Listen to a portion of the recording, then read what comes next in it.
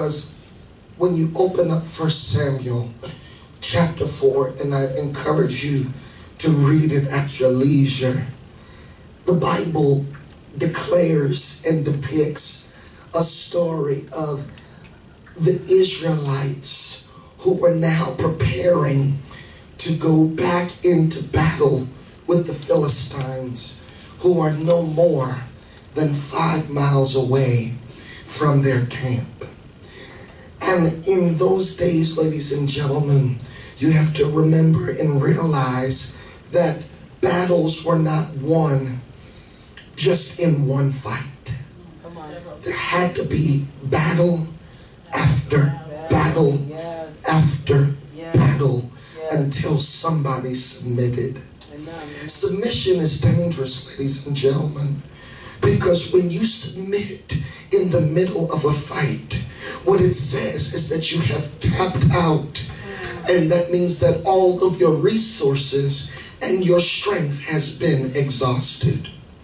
Many of us, ladies and gentlemen, don't realize that our greatest enemy is not far from us.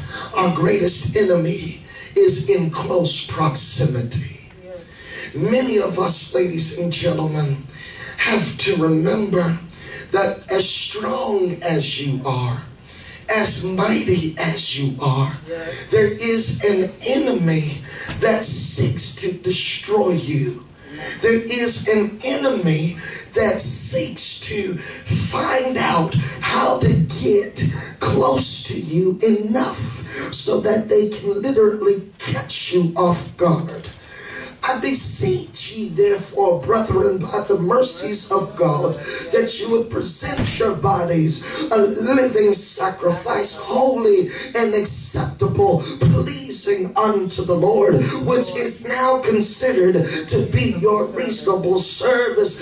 This is what Paul beckons to the church at Rome, because he surmises within himself that there is an enemy somewhere close to him that will cause you and cause us to tap out. And he says, I beseech you that you don't present yourself to the enemy, but that you would present yourself to God.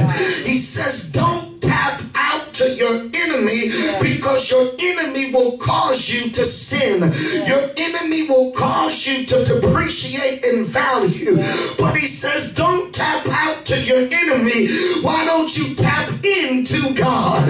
And if you tap into God, you don't have to tap out to your enemy. I don't know who this is for, but some of us have to remember that the only reason why you keep tapping out, the only reason why you keep quitting, is because you refuse to tap into God and allow God to fight the battle on your behalf. I wish I had a church full of people that realize that you're not strong enough to fight against some of your enemies. You're not smart enough to fight against some of your enemies. And the entire time that you keep trying to fight, God is sitting back waiting for you to tap into him so that he can cause your devils and your enemies to bow down before you and ultimately start to work on your behalf. Oh,